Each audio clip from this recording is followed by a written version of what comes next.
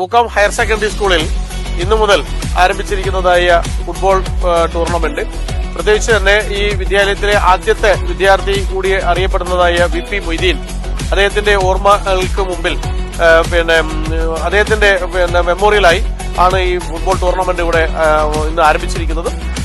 അഖില Kerala football tournament ആണ്. പ്രത്യേകിച്ച് തന്നെ LP വിഭാഗത്തിൽ UP വിഭാഗത്തിലുമായിട്ട് 20 പേര് വെച്ചുകൊണ്ടുള്ളതായ ടീമുണ്ട്.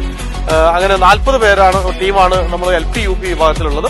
അതിന് പുറമെ ഹൈസ്കൂൾ വെച്ചുകൊണ്ട് അതിലും 20 ടീം 28-ാം തീയതിയിൽ അതുപോലെ 29-ാം തീയതിയിൽ ഹയർ സെക്കൻഡറി വിഭാഗത്തിന്റെയും ടീമുകളാണ് മത്സരിക്കുന്നത്.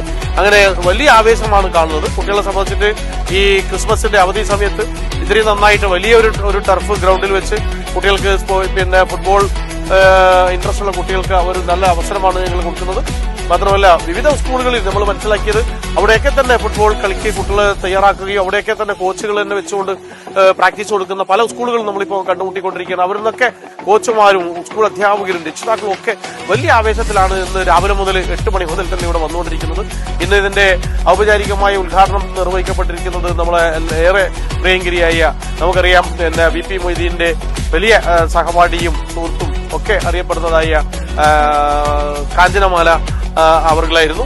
അതുപോലെ തന്നെ ഇന്ത്യൻ ഫുട്ബോൾ രംഗത്ത് ഇന്ത്യൻ കോച്ചായിരുന്ന KV ധനേഷ്, അതുപോലെ തന്നെ വോളിബോളിന്റെ ബഹുമാനായ റോയ് ജോസഫ് തുടങ്ങിയ നിരവധി പേർ ഇന്ന് കുട്ടികൾക്ക് ആവേശം നൽകുന്ന രീതിയിൽ ഈ പരിപാടിയിൽ ഉദ്ഘാടന സെഷനിൽ തന്നെ പങ്കെടുത്തിരുന്നു. വലിയ ആവേശം തന്നെയാണ് കാണുന്നത്. ഞങ്ങൾ പ്രതീക്ഷിക്കുന്നത് എല്ലാ വർഷങ്ങളിലും ഈ ഡിസംബർ വെക്കേഷൻ സമയത്ത് ഇതുപോലെ അഖില Kerala football tournament VP Moideen സ്മാരക ടൂർണമെന്റ് ഇവിടെ ഉണ്ടാവണം എന്ന് ഞങ്ങൾ ആഗ്രഹിക്കുകയാണ്.